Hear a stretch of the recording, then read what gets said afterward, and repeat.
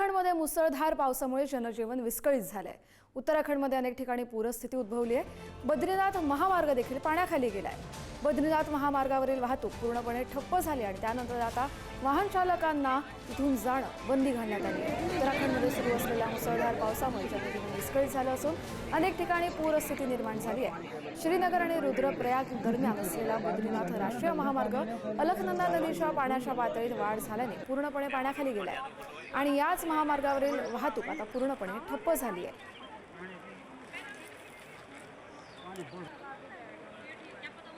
ये लकड़ी ऊपर आ गई, पानी बढ़ रहा है।